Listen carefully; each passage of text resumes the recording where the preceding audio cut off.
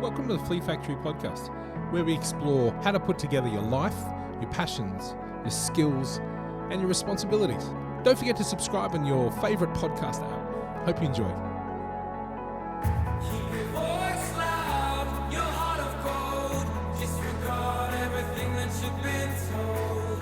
Keep your mind set in the headlights. It's the story of your life. Dreamer, you're a rebel soul. Well, welcome back to the Flea Factory podcast. Today I'm going to be having a conversation with my friend David Rawlings. David is based here in Adelaide, same as me, and he is an author.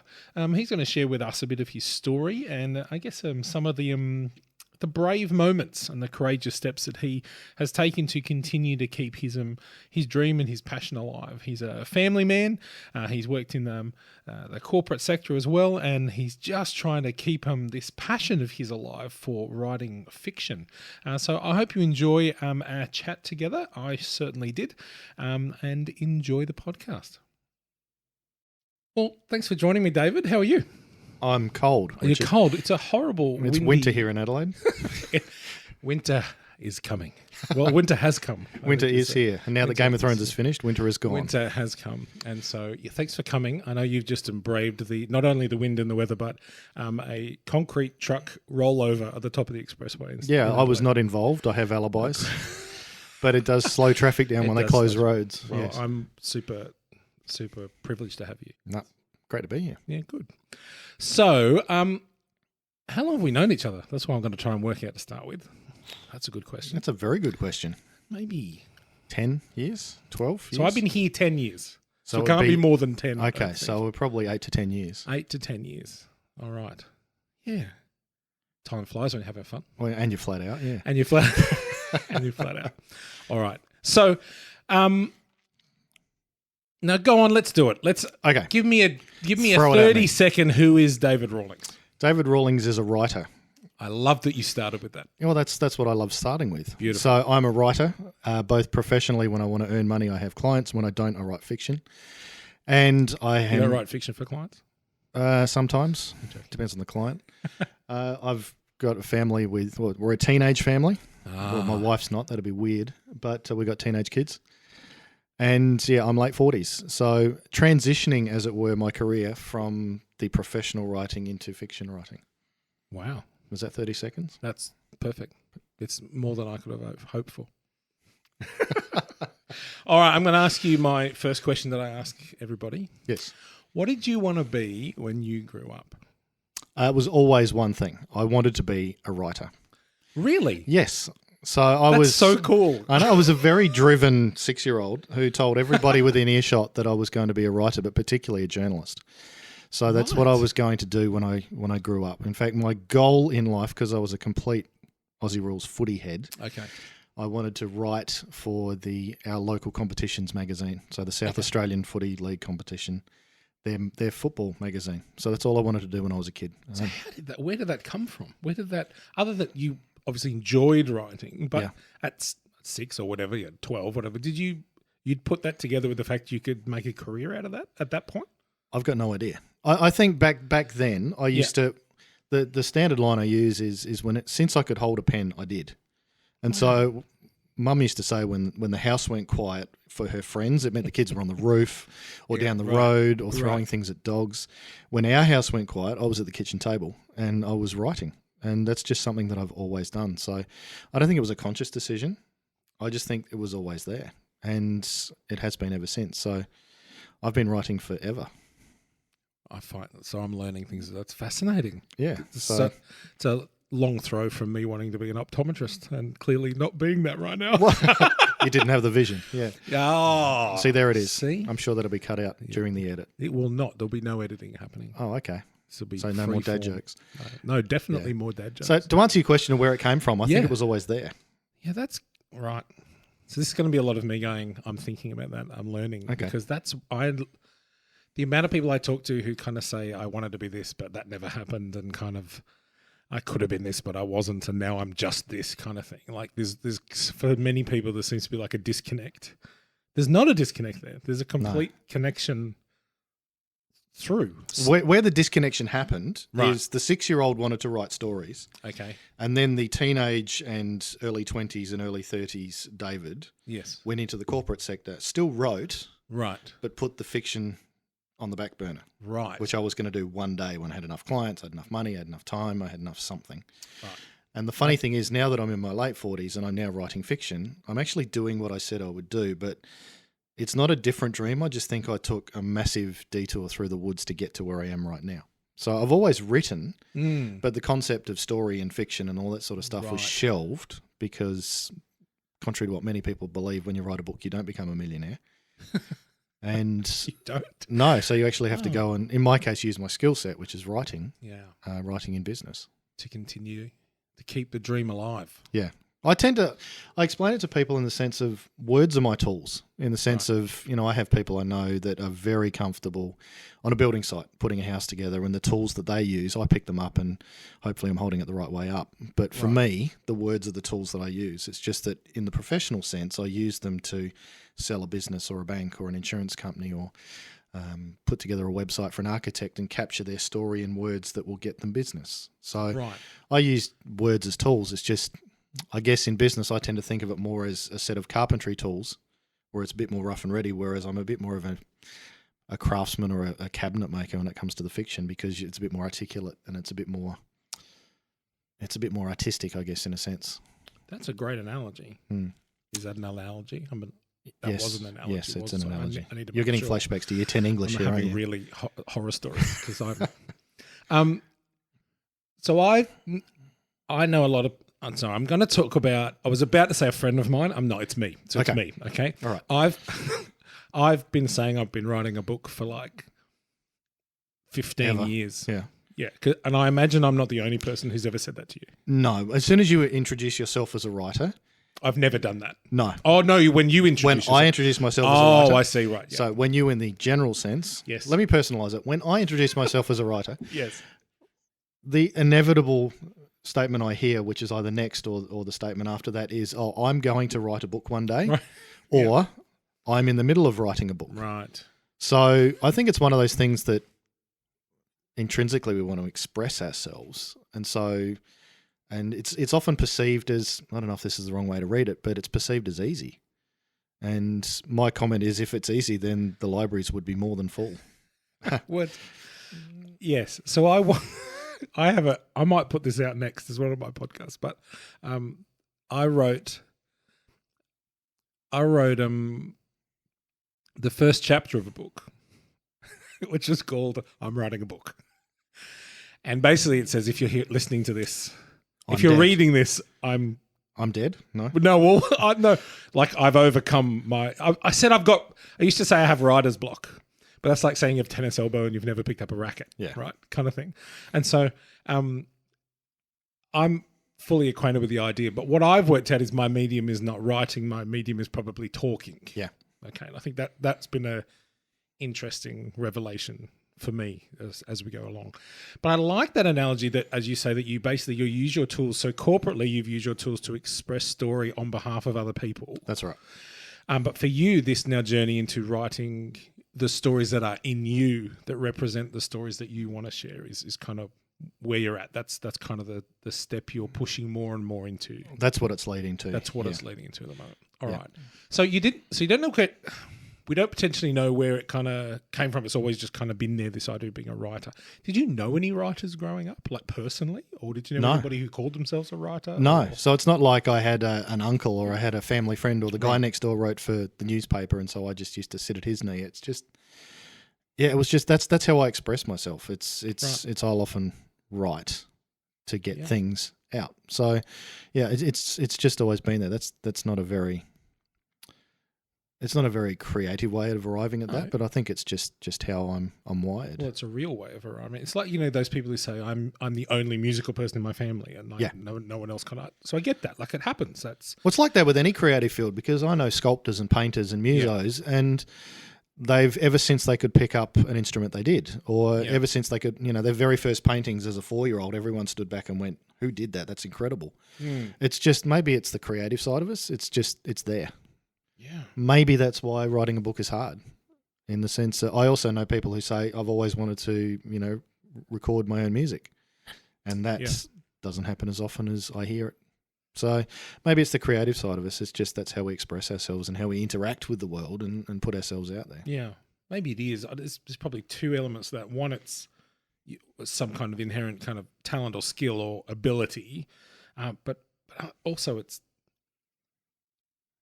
hard because you've got to do it, right? Yeah. There's a level of discipline in Oh, there absolutely. That is and that's the bit that the people who say I'm writing a book and who aren't. Yeah. You're not necessarily commenting on whether they have the skill to write the book. That's not actually. That'll prove whether they, in the content of what they write. Problem is they'll never actually write it down because it's exactly. discipline to do and it. continue to learn. See, I've coached. Right. My debut novel came out in March in the US, and I've had a number of people say, "Coach me." So I've said, "How about we have a conversation first?" Because I think that will probably be more helpful for you than formal coaching sessions. Sure. And I've said to them, it's not an ability issue, it's a discipline issue. Because when they say, how did you write a book?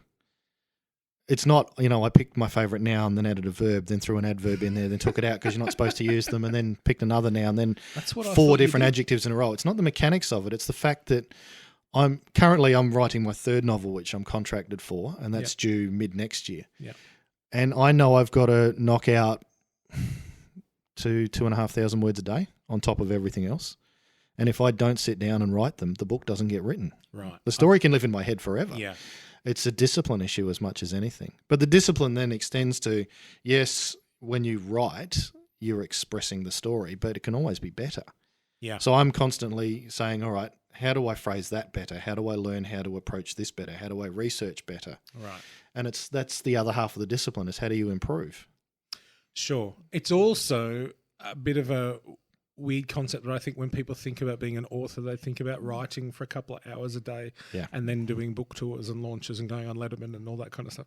Like it's kind of so when you think of what the job of an author is, it feels in your head, it's a bit like an actor or whatever. You can think about any job and you think, well, your version of what you think it means to be an author.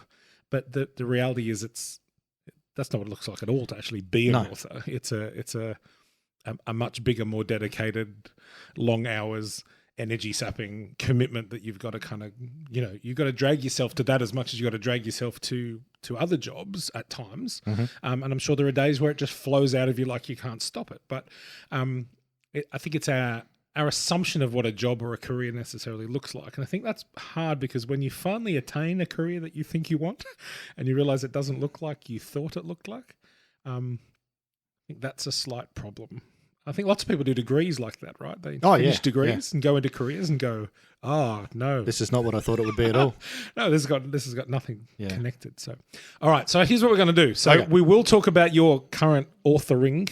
Is that the word? It is now. Congratulations. Yeah. You've just given birth to a brand new word. It's in the dictionary. That's how words work these days. And we've heard about kind of you just felt like being a writer, like you're from the beginnings. Let's What were some of the jobs that you did? Because I'm fascinated with this kind of career arc that people take. So we left school. Let's say we've left school. What does work look like for David Rawlings? Okay, Where do you start?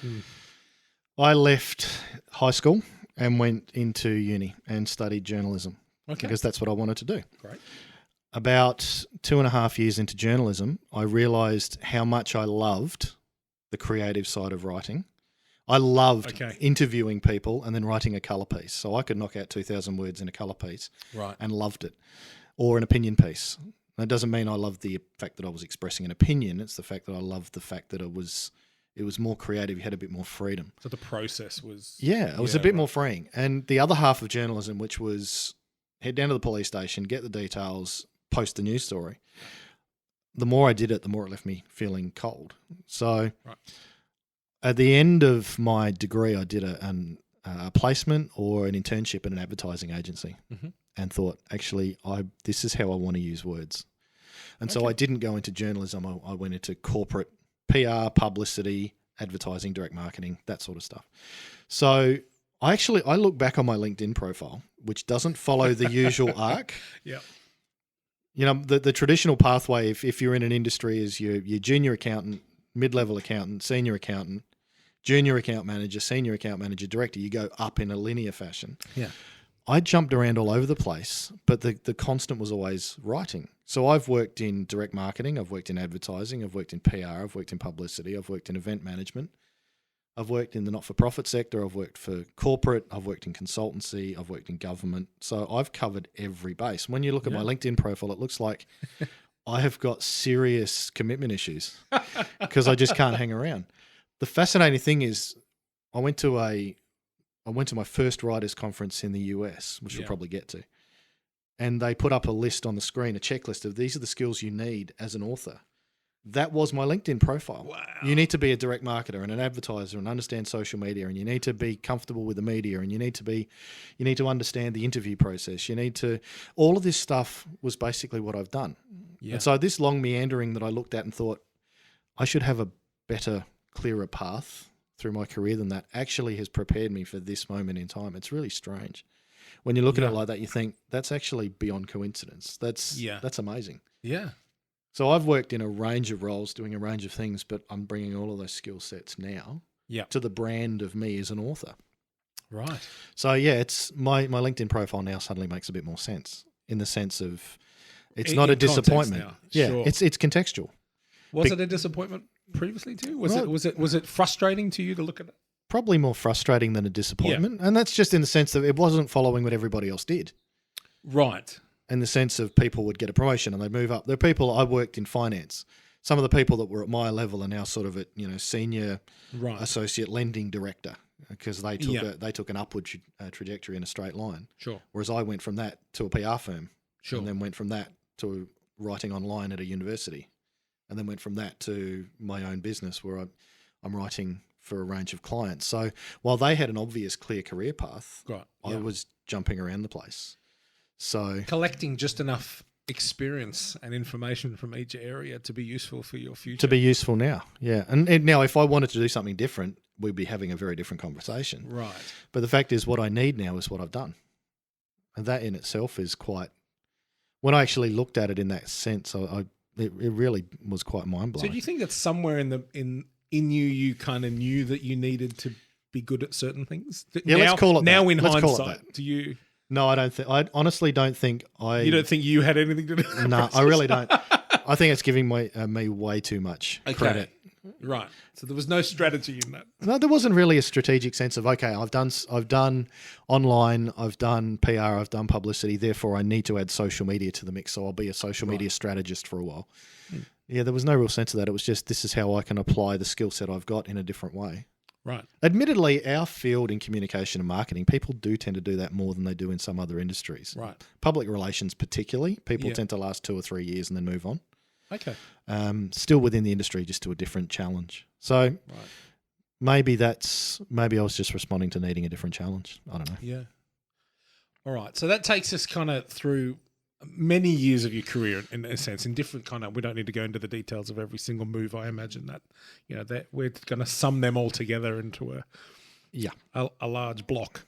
But that kind of takes us to, I think so for as long as I've known you, you've been passionate about writing for you, like writing my stories rather than somebody else's. That's right. Yeah.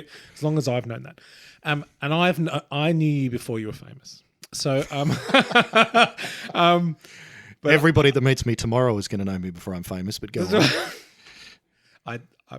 It's a joke. It's a joke. I text you often, and I say, "Are you famous yet?" That's my usual text message to David. So, and he says, "Not to my knowledge." Is usually what he writes back to me. But what I'd love to hear is, because I think one of the questions I've been asking people is, what are some of the courageous things that you've done that have enabled you to go after the thing that really burns inside you that you love? And I know there's been some steps along that way that you've just put yourself out there, and I'm sure there's some of those which haven't gone the way you expected, but you picked yourself up and continue to go. So what was the first courageous step that you can remember taking in recent history that made you go to head down a fiction path? Yeah, to head down a fiction path, to actually go, no, so I'm going to, because there has to be a genesis point for me. There's that first step where you actually go, no, I'm doing it now. So what is my origin story? What was your origin story? Yeah. What is that moment? Were you bit by a spider? That's what I want to know. I was. The results weren't good. Right. Yeah. No Spider-Man outcome. No, unfortunately. No That was the end of superpower. that story. No, 2014. I was always going to come back to this one day, to the point where Yep. I collected story ideas for years. Okay. And there's an idea. Well, I'd look at a situation and go, wouldn't it be interesting if, which is what a lot of writers do, is that Right. they cock their head slightly and go, that's a different way of looking at that. So I'd write down a story idea and file it away, because one day I was going to come back to it when I had enough money, enough clients, I had enough time, I had enough something. Yeah. Has that happened yet? You've got enough of all those things? No, No, right. but here we are. Right. So that was the first thing. right, because that's an interesting point, because I hear that a lot, right? And I've said that to myself. When I have enough of this, and this, then Yeah. I will. That magic moment where all the stars align tend not to. That doesn't all of a sudden happen, and then you say, today I can start because all those ducks are in a row. Yeah. You have to do it despite that. But it's right? something we all do. I mean, Of course. I was talking to somebody yesterday because I've got a client in finances, and you've just described superannuation and the retirement process, because people will say, oh no, I'm working 70 hours a week because when I'm 60, I'll retire because I'll have enough money. And so we're trained to do that in society. That's just what the expectation is, that's what we'll do. Now, we'll get back to your question about enough in a minute. But Yep. what I've done is flip that. Yep. I might be working till I'm 70, and I'm okay with that. Right. Okay. Because I've taken some of the time that I would have, done the traditional grey nomad thing in Australia. You retire, you buy a caravan, you head north. And that's what our society does. We encourage people to put off living life till later. And I've flipped it. So I've actually taken some of the time that I would have had when I was 60 and invested it now. Right. And so I'm okay with that. Mm. So the step I took in 2014 was I was really felt convicted. It was almost a compulsion that at what stage will enough be enough? You just have to jump in here. Yep. And so that required a significant amount of courage, not just from me, but from my wife as well. Right. Because I said, I really need to take a couple of months off and write this story that I had bouncing around my head. And to her eternal credit, she said, if you have to do it, you have to do it. Mm. And that the courageous thing there is not saying I'm going to write, it's I'm going to say no to paid work while I finish the story. And that, again, is so countercultural, because I run my own business. And in business, you're told it's all about the P&L. It's all about your bottom line. It's all about more clients. And I'm trying to back away from that and take half of my time into a place that's... And it wasn't that writing was unpaid. It was an opportunity that was completely risky. There's a complete possibility that this would never go anywhere. And the time that I invested in it is... wasted. Potentially just an indulgent. Indulging yourself. Exactly. And it's not just that you don't get paid for it. It's negative, isn't it? Because you're saying no to other work. That's right. Right. And I'm in my own business where you can't afford to say no too often. Otherwise you get known as he's too busy, she's too busy. And so therefore people don't bother to give you a call. Mm. And so I was potentially saying no, not just for the moment, but for the next 5 years. Right. And that was a big step. But I did it. And wrote a manuscript, which still to this day isn't published. Right. So the one you took time off to write? Yeah, still is on my laptop. Wow. Now, it will probably be published one day in some form. Okay. As I keep saying to people, if you've got a story in your head, if you don't write it down, you can't publish it at all because it lives in your brain. For me, I've got 330 pages on screen, and I can... I've got a publisher in the States. I'll run it past them if they don't want it. Right. There are other ways of getting it done. Sure. So I wrote that manuscript and I started entering it into competitions in the States. Now, that was the other big courageous thing, was I could have published it here in Australia. Okay. But I really, again, and the word I keep coming back to is compulsion. It really felt that I should do this. Not that I could, but I should. Okay. So I focused on America as a marketplace, which in numbers terms is stupid. Yeah, yeah. You look back in Australian creative history, the number of bands who were huge in Australia and then went to the States and became something, let alone, became huge, but actually got signed. the number of bands that came back with the tails between their legs is enormous. Yeah. You know, we'll point to NXS and Midnight Oil, Sure. and they had global brands, but they're 2 out of thousands Yeah, who said they were going to head over there. over to go. That's from my era. It's probably Silverchair if you're the next generation down. But so I decided to focus on America. Yeah. And so I submitted the book's called Pastor Swap. So it's a story of, well, you're in it, actually. in I it. named a character after you. Yes, that's why. It's It's about not published. Actually, now you mention it. Change the name, David. It's a story of a reality TV guru who runs out of ideas, and he's about to get fired because he's completely out of ideas. And he comes up with this TV program where he takes a pastor from a mega church, one of these, 40,000 seat stadium gigs, and swaps them with a pastor of a poor suburban church, which is dying, Right. and switches them over. Yeah. So it's about reality television as much as anything. And so I submitted that to all these competitions, got some feedback of what I needed to change. And what I needed to change was I needed to write like an American. For the American market. And so that was the third big courageous thing, is I just had to accept that as a writer, you value your voice and you value your style. But I had to go, if I'm going to be serious about this, I need to factor this in. Right. So I had to relearn writing, because in an Australian sense, we use UK grammar. We speak the Queen's English badly sometimes. Yeah. We spell like we spell. But the phrasing's different. The grammar's different. Things going. "Arr." Yeah, exactly. Yes, there's a U in colour, folks. Get used to it. Yes, there is. And so and it was more than just typing with an American accent. I had to learn how to phrase like an American. Right. And so 'Cause it is different. It is very different. We don't think about I don't think about that. No. Like I'm going to say it, as not an author, because I'm definitely not one. But we don't. I think we understood it said and spoken, but it's a completely different approach. It's a completely different way. So relearning how to write. That's your Yeah, I took it back to basics, and which is a hard lesson when you've been writing for 25 years professionally. And the feedback I got from one of the judges in the finals was almost to the point where this judge was questioning whether or not the public school system had failed me because I was misspelling basic words. And this judge didn't know that I was an Aussie.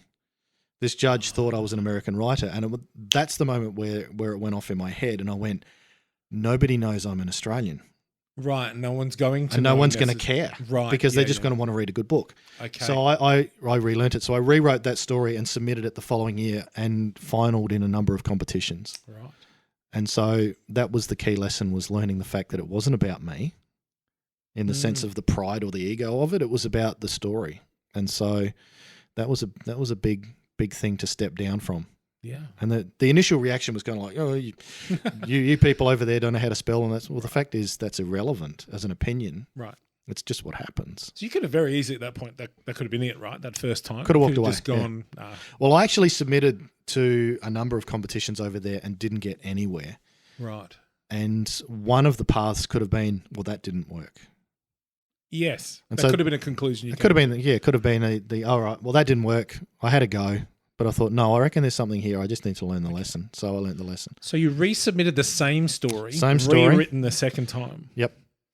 But yet, that story is still not the one that's published. No, that was the foot in the door. And this Right. is to me, when I look back, when you were asking your questions Yeah. To prep for this, Yeah. it's what did you learn? Where is the courage? All that sort of thing. Yep. I think there's a courage too in any creative field, but especially the writers that I talk to in getting up off the canvas. Yeah. And the canvas is rejection in any form. Yeah. So even my mentor is James L. Rubat, legend of a bloke. Sorry, guy, if you're Guy. American. And he talks about, the rejection of someone not liking his 13th novel. It's like, dude, you can write. You're on the shelf. Yeah. You take up a bookcase, not just a shelf. But there's still the rejection there. Yeah. Because it's a rejection of you and your art. Yeah. So for me, getting up from the canvas back then was the judges didn't like my story. Yep. And therefore the place we all go as writers, I think, I'm comfortable in saying that, is that means that we're bad writers. Right. But it's so subjective. Yeah. that you could love the story I write and the person sitting next to you could hate it. Yeah. And that's just because you're people and this is subjective. Yeah. So, the first piece of courage was resubmitting. Yeah. I then went over to the States for one of the gala dinners for the final. Yep. And I thought my best chance of connecting with everybody is to be there. Yes. And this is where my voice becomes a bonus, because in a room of 700 Americans, I don't Steve Irwin it up and start, saying they love Australians. I know, but I don't go crikey and start wrestling crocodiles and stuff. But it means I stand out. Absolutely. So I went over to that conference and I treated it like an incursion in military terms, and I planned it down to the nth degree. And I pitched everything with a pulse. Writers, other writers, editors, agents, Pitch publishers. everything with a pulse. Oh. That should be on a T-shirt. Yeah, exactly. That's great. It should be. Yeah, it should be a conference slogan actually. So I went over and I basically said, "This is my big moment. Yeah. I'm recognised because I'm a finalist. So therefore, and when I wandered around the conference and they give you a little ribbon to where it says you're a finalist. Yes. So people, tell me about your story. So it was the foot in the door. And then they know you're Australian because you speak. That's right. Right. And I opened my mouth and suddenly I stand out. Got it. So I went across for that. And I had a number of leads. I had a publisher in the UK that was interested. I had 3 different agents in the US that were interested. Yep. And I came back to Australia. I didn't win, but I was okay with that because this was my ticket to the party almost. Right. One by one, those leads fizzled. Agent got back to me. I've read it. I've shopped it. Nobody wants it. Right. And the message I kept getting back from the States was people don't know how to pigeonhole it, so we're not going to run with it. Then the things with the UK progressed and they were keen as a publisher. And I thought, okay, we'll go back to the mother country and they can publish the story for me. And then they said it was too American. No. Yeah, exactly. Cricket. I love cricket. Cricket. Yeah. Get rid of the baseball. Yeah. Don't mention cricket to an Englishman. No. But then they ran into a financial truck that was coming the other way and they stopped publishing everything while they recovered. Right. And so every lead I had died. And so that was the next piece of courage was... That could have been the end again. That could be the end again because I've written this story. I know it's good because it reached the final. It beat 200 other novels. So there's something in it. There's something here. Right. And I only had... when I was sitting in the Nashville airport coming home. Yep. And I mentioned before James Rubart, my mentor. Yes. Jim had won like his 7,000th award for Best Supporting Actress or something. I don't know. And so he gave a speech, talked about not being validated by being recognised, but we're validated already. And it was a powerful speech. And so I'm sitting in the airport feeling a bit down because these things aren't working. And I just shot him off a Facebook message and said, thanks so much for saying what you said. I needed to hear it. And congratulations. Now that Facebook message was my only lead from that conference. Okay. We connected after that and he became my mentor. Right. Which was an interesting step in the process. And so I sat back and said, all right, the first story isn't going to fly. That hurt. It's like somebody saying your firstborn is ugly. You take it like a parent does. And so I thought, I've got to write something else. So one of the agents had turned me down. He said, why don't you try something else? You've got ability.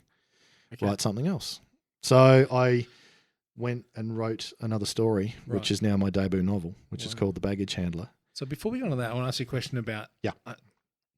So I've often said that I think creativity or ideas are linear, and stay with me for a second, in the sense that they're like carriages on a train. And you can't get the fourth idea, you can't get the fourth carriage until you get the other 3 out. Mm-hmm. Like you can't just selectively choose ideas. So you can't sit down at a computer and say, today I'm going to write... a very good novel. No. You can't just say today's the day I'm going to write. You have to write the not as good novels to get to the good novel. They come out in. It's the same with songwriting, right? Yeah. It's this concept that Ed Sheeran for his latest album only wrote the 11 songs that are on the album. It's nonsense. Like he will have written hundreds of songs, and it's just 11 of them make the album. Yeah. There's a lot of other stuff that comes out before you get to the good stuff. And what I find for a lot of people is they give up somewhere in the middle of writing the ordinary stuff. Does that make that's sense? Do you think absolutely the case. That's how it works. Is that been your experience? Definitely. Luckily for me, I'm a muso. I love the Beatles. Yeah. Love the Beatles. And Well, this new movie's fascinating. I know. This Yesterday movie, because it's like he's doing that, right? He's selectively just because he knows the trick, Yeah. just writing the hits. Well, it's kind of like if you were to stand at the precipice of your life at the end of your life and look back, and if you cherry picked all the highlights, it looks like you've had an amazing life. Well, that's Instagram, right? You're pretty much. Yeah, in a nutshell. The same thing happens in the creative process. So when I've studied songwriting with Lennon and McCartney, we look at the hits. But if you go back through the Revolver album and the White album, and there's some really experimental stuff in there, and that's the stuff that made the album. Right. Now, I've heard some of the studio sessions where stuff didn't make the cut, and you listen to that and you think, that is awful. Yeah. Compared to I Want to Hold Your Hand, which was a global number one. Right. Same thing happens in writing. You have to tell the story, and you have to tell it as well as you can. Right. And then the subjectivity of the other end of the process kicks in, which is like with my first manuscript. I like the story. I buttonholed 300-400 people in Nashville. I didn't get a negative thing about it. Everyone said, I want to read the story. Industry said, not going to sell. Right. Now, okay, I just have to accept that and move on with it because I can't change it. I can't tell them they're wrong. It's a subjective thing. So I think there's a creative clearing of the pipes that you just have to get the idea out. But it's a discipline to keep moving through. Oh, exactly. You've got to keep going. There'll be some people out here who go, I'm not a creative person. I'm not into this. So let's connect these dots, I guess, for others. Yeah. But it's like any career thing you're trying or anything you want to do it doesn't have to be in its essence what you think is creative, like a musician or a writer. I think there are times you will pursue certain things in your life that will not go well, but that's okay. That's part of the process. But it's the giving up. It's the giving up in that point that is the problem. Yes. So if it's picking yourself back up again and going to the next. Or realizing the inherent value behind what you're doing. Yeah. See, the story I was reading years ago about Robert Kiyosaki, investment bloke I think he's from Hawaii. And he talked about the fact that he couldn't sell. He was hopeless at selling. Right. So he went into industries, retail, places like that, so that he could learn how to sell. Right. And I don't want to quote him because it was ages since I've read the book, Sure. but the essence of the story was that he wasn't really good at it, but he learned to get good at it. Yeah. Now that's because the value in there was the skill of selling. Yeah. Now he wasn't, from what I read, wasn't planning on being the world's greatest retail salesman, but he wanted the skill. Sure. Now for me, it's almost the Thomas Edison thing. Is every time you fail, you work out another way not to do it. 10,000 ways it doesn't work. Exactly. Yeah. And so that's the same thing with the creative process. I think where it becomes complicated is because if a story comes from deep within you, as it should, and people reject it, they're rejecting you. Well, this will be the second podcast in a row I mentioned Brené Brown's "There is no creativity without vulnerability." Yeah, exactly. But it's true because in essence, everything we do in life, if we're doing it authentically, is us. It's the whole point, whatever it is. And so critique or criticism hurts, or what we perceive as failure hurts. And I also know people in the creative field, mainly writers, and they go completely the other way. That if they get criticism, it's because the other person is wrong. It becomes a defense mechanism. And right. This is another thing where my career has led me to this point. I've written every day for 25 years. So what do they know? No, kind of thing. No. The skill I learned over time was the fact that someone somewhere is not going to like what I've written. Right. So I've written an ad campaign for a client, and I've presented it to the client. Yep. And there are 6 people around the table, and one of them goes, "Well, that's awful." I go, "Okay, well, let's explore." What you really think. Well, let's explore why, because your other 5 colleagues think it'll work. Now, I'm not ganging up on them with numbers, but I'm saying if you say, "Oh, that won't work," I will go, "Why doesn't it work?" Yeah. And well, that's the point where you analyze it. So that's what I do with, and even when the debut came out, I had some reviews come out. Mm-hmm. You try not to focus on the 5 stars that you love and the 2 stars that you hate, but I got a 2-star review and I read it and I thought, okay, what is this person actually saying? Yes. Yeah. rather than, that review didn't exist. And Right. it turned out this person didn't like the story because it didn't flesh out the characters, and they like to read characters. And so Okay. instead of going, that never happened, I went, Right. okay, they're looking for something that I'm actually not putting together. You didn't give them what they wanted, but that's not what you do. But that's not their fault, Right. and it's also not my fault. That's just the way it is. And that's what I've learned over being Right. a copywriter is when you put forward creative ideas, inevitably some of them are going to work and most won't. right. And you just get galvanized to work with the rejection as a So, creative process absolutely. itself. So the way I understand that is I just don't like you too. Me personally, or you two as in Bono I on the personally, edge? I don't like you too. Yeah. I just all power to you. I know. And I don't diminish that they're an amazing band and people love them and people will be buying tickets. It's just not my thing. Yeah. What does Bill Bailey call them? Some old Celtic bollocks. Yeah, but something like that. Having said that, and I understand the irony in this, I quite like Coldplay, which is just like. I think we can cut the interview there. I think we're done. It's just U 2.0.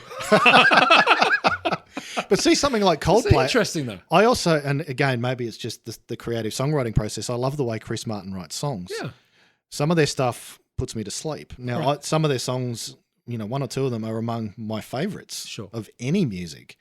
But there's a sense of you go with the herd who doesn't like Coldplay because it's trendy not to like Coldplay, or it's trendy to love you too. Yeah. It- I'm yeah, so countercultural. I know. You're a rebel at heart. Yeah, I am. All right. So we've got to. So let's talk We've about got to where write. We've got to writing the next. We have the next novel. and this is kind of the. You've picked yourself up again. You Yeah. have to be courageous again. This is your moment. Still coming at big risk. This big risk. You're also still saying to your family, I still want to keep. Can I keep giving this a go? Yeah. Like this is the. I want to keep the kind of the dream alive to keep doing things. So it's And I know you're still living that now. I don't want to make it out to like it's all fixed now and it's all still making the risk. It will right? be a It's- process for a We while. are living it now, Yeah. right? But so second story. Second That's story. where we're at. What's the process then around? How do you pick yourself up and where do you start? Okay, well, that that process process. kind of started for me. I was talking to an agent in the States, I Yeah. mentioned before, and he said, try something else. So I turned to other types of stories.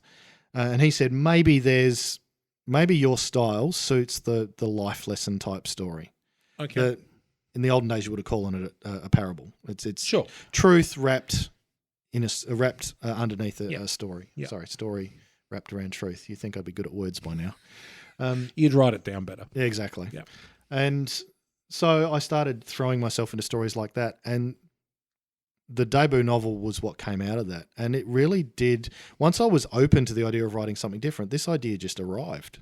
Right. And Hey, that's interesting. Yeah. The minute you were open to the idea of writing something different, because that's not flippant, right? That's a big deal. well, it is. I mean, genre is our badge as a Right. writer. The second thing that you'll get asked, or you will ask a writer, is when you say, "What do you do?" I'm a writer. The very next thing you'll hear is, "What do you write?" What do you write? And particularly at a conference, that's what, and we all clump together based on our similar genres. Fantasy writers at the corner. Well, exactly, science Swords. fiction writers sort of up against the wall on their own, not talking to anybody. Aluminium hats. Yeah, exactly. Sorry to the sci-fi writers out there, you do a great job, and I read science fiction. So I was basically saying, okay, I've written a contemporary story and Yep. it didn't work. Maybe I need to go into more of the genre's probably closer to something called Slipstream, which is contemporary. It's sort of on the edges of contemporary. It's a little bit fantasy and a little bit contemporary. Okay. And so, yeah, that was a decision in itself to say, okay, maybe it's not the story itself. Maybe I just need to approach it differently. Right. That's just a big deal. I just Yeah, think it that's is. a big deal for you to come to that point Yeah. and to process that and to then recommit yourself to trying something new. That I just think that's a flashpoint where some people go, no, step too far. Yeah. I can't get through that. So as I hear you say that, I hear the value in that decision. Yeah. Well, the value's there because that's the book that got published. Right. So the outcome and the results turned up. Yeah. But I think I needed to accept the fact that's what I needed to do. Right. So do you write that, shop that to everything with a pulse, or how does that kind of No, work? what happened with that one is I wrote it and it flowed, Right. as in ridiculously. Okay.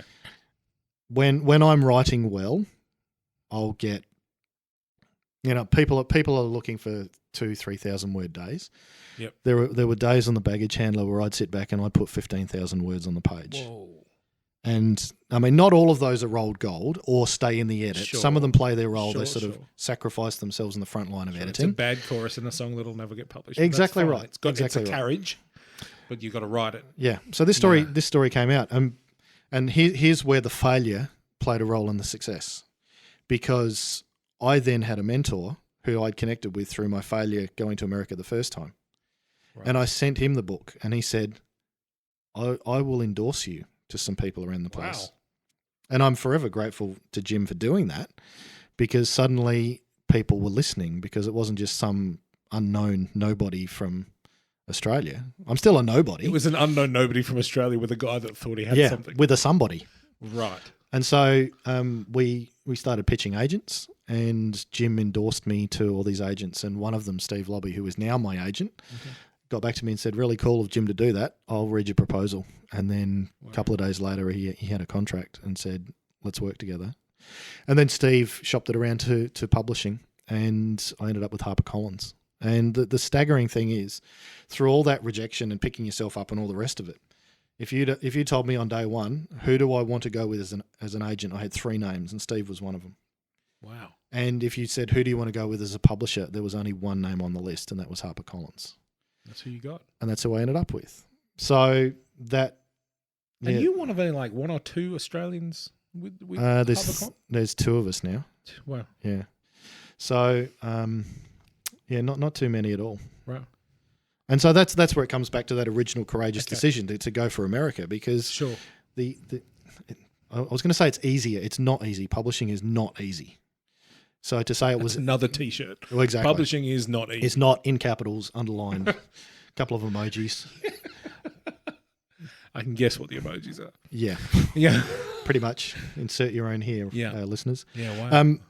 So now that almost impossibility is now something. And when I talk to the people over at HarperCollins Christian Publishing in Nashville are amazing, and they love the connection we've got and the partnership we've got. Yeah. And so that's where I am at the moment. I've got one book that hit the marketplace in March. That's The Baggage Handler. The Camera Never Lies is due on December 3rd this year, and I've got book 3 I'm contracted for, which is coming out next year. And then we'll see what happens after that. Amazing. And then you'll be famous. And then hopefully I'll be famous. Because that's the goal. No, Yeah. it's really not. I don't understand. It's just our running joke. So once again, I'm trying to pick out common themes as I talk to people. There's another moment. There's always there's a person or there's people, right, that are this mentor now that you find along the way. Yeah. But again, it's out of, I think what you just said a second ago was out of my failure or out of my disappointment, out of the unsuccessful moment. That's how I ended up getting the mentor, because you're sitting at the airport writing a Facebook message.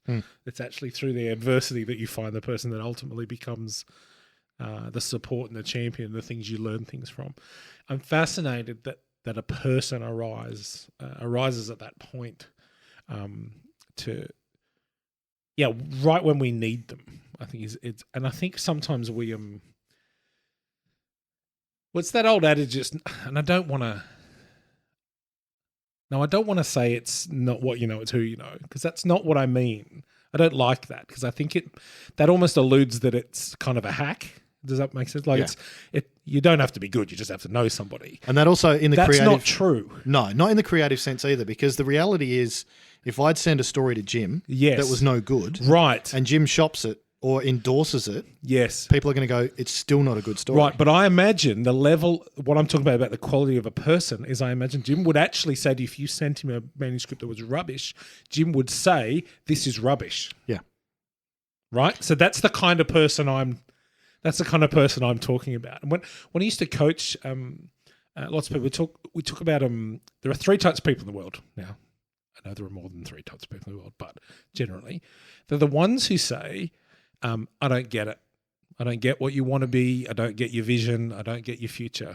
I just don't understand it. Then there's the people who literally would support you to do literally anything. They say, I'd like to stand on my head professionally for the rest of my life. And they'd go, oh, you're amazing. You stand on your head like nobody else. Isn't he wonderful? He's just and they would literally celebrate anything. And then there's the third type of person, and I think the characteristics of this third type of person are these people, right? Yeah. These people who go, I may not fully understand your vision because it's yours, and actually I shouldn't fully understand it because it's yours, but I get you, and I'm willing to step into that process with you and help you achieve the thing that you want to do. And I think they're the third people. They're the people that we ultimately want to pursue. They're the ones we want to find. They're the ones that when they arrive and they start telling truth, but also encouraging us and potentially opening doors, that's a really powerful moment. And I think I'm believing that as I talk to people, those people seem to turn up. They do. People's stories. See, in my story, and you go back to that first time I went to America, on my list, I wanted to talk to agents, publishers, editors, and other writers. Right. I didn't want a mentor. Right. I didn't think I needed a mentor. All I needed was a connection.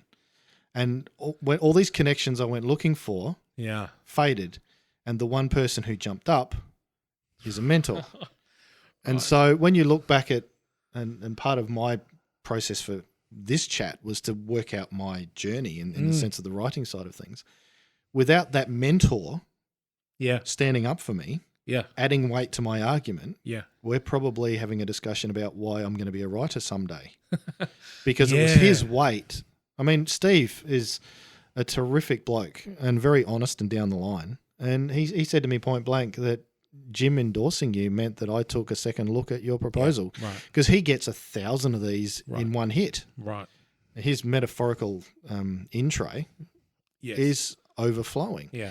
And so the one thing that I wasn't looking for was actually the one thing I needed and the one thing that appeared. Yeah. And that role that someone like Jim Rubart played was not just critical, but made everything happen from that point. He played it's kind of like, you know, the chain's 2 meters long and it's that middle link. Yeah. Oh, we don't need that because, you know, I've got all these other links, but that was the link to the next step. Yeah, they don't connect without it. But when I was thinking about my processes, I actually wasn't looking for a mentor at all. But that's the one thing I needed. Yeah, and you weren't looking because you potentially didn't think you needed one. Well, that's in my head. I'd mapped out. No, it wasn't. That's again not consciously. No, not consciously. And I'm almost sure that I didn't go. I don't need a mentor because I'm really good at this. No. I'd mapped out the process, which goes author, agent, publisher, publisher, bookshop. So I'd gone. All right. Yes. I'm the author. I need an agent. Yeah. Okay. When in actual fact, what I needed was something else. And working with a mentor, and I'd encourage anybody to think about, you know, writers or others, have a mentor who can actually take you out for coffee and don't, you know, blow sunshine up your skirt in the sense of telling you everything that you do is amazing, but just go, maybe you need to learn this, or maybe you need to look at that, or maybe this is an idea for you. Well, look, the truth will set you free. Well, exactly. and it's really rare. It's a very rare commodity. Somebody who you... Look, I have a coach and I've had him for years and I know he'd lie down in traffic for me, but he's also the most brutally honest person I've literally ever met. And we have a unique relationship and that's really important, but it's really powerful. And I remember, I think I've told you the story, I've told lots of people the story before, but there was a famous moment with us a couple of years ago where he asked me a very simple question and I'm pretty sure for 20 to 25 minutes I answered that question in very entertaining fashion, and to which he patiently waited and sat there and looked at me and nodded. And at the end of 20, 25 minutes, he said to me, are you done? And I said, good question. I think I might be. And he said, he looked straight at me and he said, that was bullshit. He said to me. And I went, that's honesty. And I said, sorry? He goes, oh, no. It was well-rehearsed bullshit, but it was still bullshit. Yeah. And he said, can you answer the question? And I said, well, evidently not. And he goes, okay, so how about you stop talking for 2 minutes and how about we work on trying to answer that question? And for me, that sums that whole thing up. Yeah. Right? Now, one, he's honest with me. He sees straight through the whatever. But also, I'm willing to take that from him because I know what he means when he says that. That's not him having a go at me or trying to knock me down, or that's him trying to help me take the next step that I need to make. He's trying to help me get through it. And I think that third person, that's just a powerful moment. And I think we've underestimated the power of those. Absolutely. In that process. And it requires, you used the word a while back, which is vulnerability. Yeah. It's saying to somebody, I give you permission to give me some honest feedback. Now, I know you're more of a soccer follower than AFL. Yes. I'm AFL more than soccer. Yes. One of the things that they've done in AFL teams for the last 20 years is this idea of honest feedback, where your teammates will sit back and they won't abuse you, but they'll say, this is how we see you. Right. Because in that team environment, they need to make sure that they can trust each other when the chips are down. And when the chips are down, you don't want people saying, oh, you're amazing, when you're clearly out of form and not playing well. Yeah. And so even that kind of honesty has built sporting teams. So the question Jim asked me is even though I know better, I'd written a website and social media and all this sort of stuff for myself as an author, talking about what I write. Okay. Now, I know very well when I do that for a client that that's not what people are interested in. They're interested in why you write. And so Jim looked at my website and social media and said, why do you write? And I explored that. And then he pulled it back a step further and said, who are you? What makes you tick? Because that's what people connect with. Yeah. Now, I know that professionally. In fact, I'm meeting with clients today and tomorrow where I'm going to ask them that question. And I've asked that question forever. Right. But when it came to me, I was putting forward what I thought people wanted to see, thinking that it was going to be attractive and be the reason that they took me on board. When in actual fact, having somebody alongside who went, no. People connect with who you are and why you do what you do. And I changed to that, and then things started to flow. Yeah, wow. So it's such an important role that people could play in our lives, and we can play in other people's lives, is to give them a sense of, you know what, I see you. I don't see what you do, but I see you. And this is what I see. Really powerful. Well, we're wired for community. We're wired for. A friend of mine put something, I don't know the exact words, on Instagram the other day, and it said maybe we're so focused on self-care because we've lost the ability to care for each other and community. It's like, whoa, that's wow. I have to take deep. Extra. Yeah, it is. Yeah, I just like it is. I'm not saying you shouldn't look after yourself. I'm just saying, but maybe if we were connected to more people who were honest with us and were walking with us, and see, I've also been exploring. I've been exploring this idea that in a world of social media and protest, we now have, you're either for us or you're against us. And we've seen a number of social issues here in Australia over the last number of years where if you're not for us, you must hate us. Right. Now, that's across a range of social issues. Right. I'm not looking at the social issues. I'm looking at the fact that I think life is a bit more than I'm on your side or I'm not. Yeah. And I think the power in going beyond that is to say to somebody, I'm for you, I'm not for what you do. Yeah. Now, by that, please don't write in and send Richard emails because I'm making a statement about social blah, blah, blah. It's more about if somebody's trying to go somewhere or reach an objective or has a dream in mind and they're going about it the wrong way, and I can see that, I think there's so much more value in me pointing that out in the right way than by going, you go and you be the best sunbeam you can because I know they're not going to get there. Well, I just think we need to humanise things more. I think we've dehumanised so many kind of concepts. And for me, I guess this journey of talking about life and career and work and responsibility and how you kind of, my favourite word at the moment is mush. I don't know why, but how you mush that together. Okay. Because that's how I feel. That's what it feels like for me is I'm trying to make it all work.